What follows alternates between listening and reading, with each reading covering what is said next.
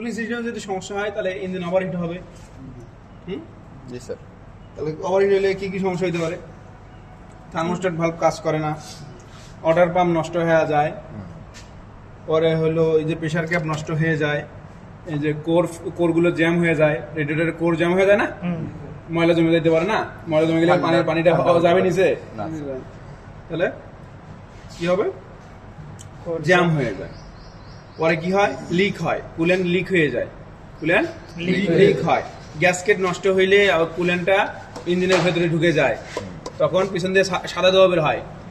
ইঞ্জিনের টেল পাইপ দিয়ে কি হয়? সাদা ধোঁয়া বের হয়। সাদা ধোঁয়া বের হলে তো বুঝবেন কি গ্যাসকেটের সমস্যা আছে, পানিটা ভেতরে ঢুকতেছে। হেড গ্যাসকেট আছে না, হেড গ্যাসকেট দেখছেন তো? ওই হেড গ্যাসকেটটা যদি নষ্ট হয়ে যায় তখন পানিটা বা কুলেন্টটা ইঞ্জিনে প্রবেশ করলে ইঞ্জিন থেকে সাদা ধোঁয়া বের হয়, ঠিক আছে? তারপর কি করলাম? পাম্প নষ্ট হয়, পাম্পের বিয়ারিং গুলো ভেঙে যায়, নষ্ট হয়। ওখান থেকে তখন ঘর শব্দ হয়, বিয়ারিং পাম্প থেকে ঘর শব্দ হয়। এরকম প্রশ্ন আসে যে ঘর শব্দ হচ্ছে পাম্প থেকে, ওয়াটার পাম্প থেকে ঘর শব্দ হচ্ছে, কি সমস্যা? তখন বিয়ারিং ভেঙে গেছে, কাহিনী স্যার, ঠিক আছে? তারপর আর কি করলাম? অতিরিক্ত গরম হয়। অতিরিক্ত কেন গরম হয়? ওই যে থার্মোস্ট্যাট না খুললে নষ্ট হয়ে গেছে, খোলে না এখন ঠিক মতো, না খুললে তো ওই যে গরমটা থাকে, বেরতে আর হতে পারতেছে না, ওভারহিট হয়ে যাচ্ছে।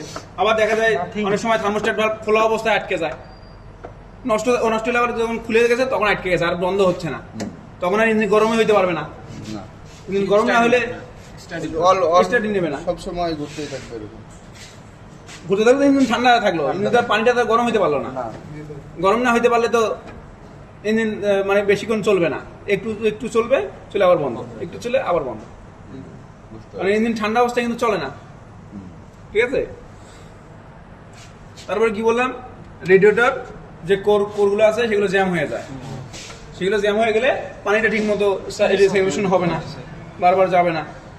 হ্যাঁ, তারপরে আসেন এই ফ্যানটা নষ্ট হয়ে যেতে পারে। এই ফ্যান নষ্ট হলে বুঝবেন কিভাবে? দেখবেন আপনি গাড়ি চালাচ্ছেন, চলন্ত অবস্থায় গাড়ি ইঞ্জিন ঠান্ডা, কিন্তু যখন আপনি জ্যামের মধ্যে আটকে গেছেন বা গাড়ি ধীরে ধীরে চালাচ্ছেন তখন ইঞ্জিন গরম হয়ে যায়। আরে তখন তো ফ্যান, এটাই তো বললাম, যদি আপনার রেডিয়েটর ফ্যান ভালো থাকে তাহলে তো সমস্যা নাই, আর যদি ভালো না থাকে, এইটা ফ্যান যদি নষ্ট থাকে তখন এই সমস্যা হবে যে চলন্ত অবস্থায় গাড়ি ঠান্ডা থাকবে, কিন্তু যখন গাড়ি দাঁড়া করাবেন বা স্থির রাখবেন, ওই যে স্টার্ট দিয়ে স্থির রাখা হয়, তখন আমার ইঞ্জিনটা গরম হয়ে যায়। কারণ কি? এই বাতাসটা ইঞ্জিনে যাইতে পারে না, বন্ধ, ফ্যান তো বন্ধ, নষ্ট হয়ে গেছে, ফ্যান দিয়ে তো বাতাসটা যাচ্ছে না, যে কারণে ইঞ্জিন অতিরিক্ত গরম হয়ে যায়। বুঝতে পারছেন?